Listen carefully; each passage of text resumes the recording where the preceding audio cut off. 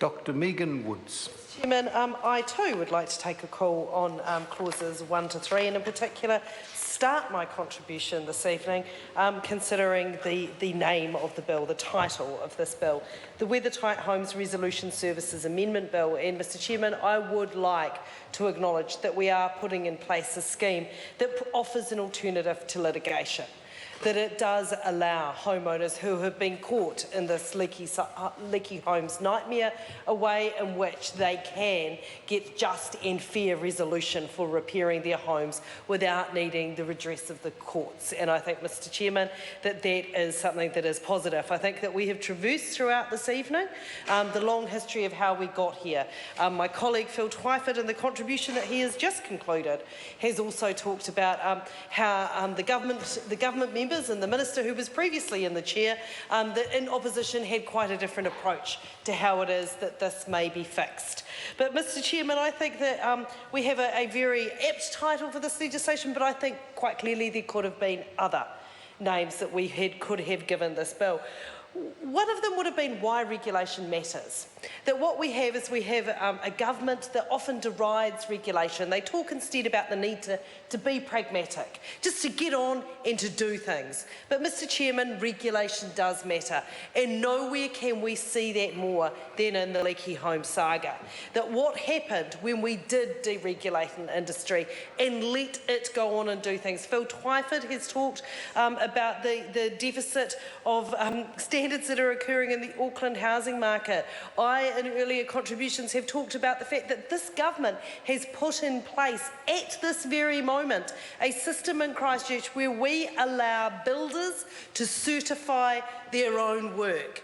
That we do not have an independent certification of some of the repairs that are going on in the Canterbury Home Repair Program. And Mr Chairman, we need to learn those lessons. And it's not just in the case of housing. It is in the case of so many things. This is a government that is hell-bent on deregulating everything from employment to education and thinks that it is the answer. They dress it up in all kinds of fancy words, that it's making things easier.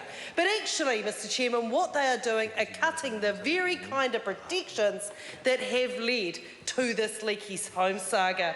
So I think the Why Regulation Matters name for this bill is a very, very good alternative. I'd also like to talk about the commencement of this bill and when this comes into force, and to acknowledge that we are yet again doing validating legislation, that we are needing to put into legislation things to fix up what has already happened. And that is not the purpose of this House. I don't think it's why any of us came in here.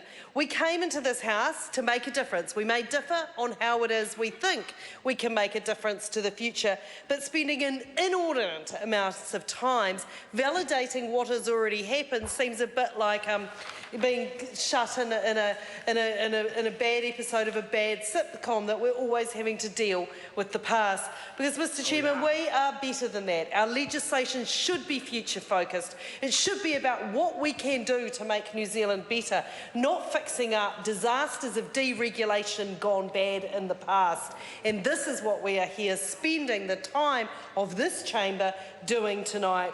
Mr Chairman, Labor supports this legislation, but we do not want to be in this situation, and we urge members and ministers opposite to learn the lessons of how we got here, why it is we are here, and what happens when we do not put in place adequate protections for people, that we do not use the law to actually protect people, and in this case their property. It is not just a nuisance, it is there for a reason, Mr Chairman.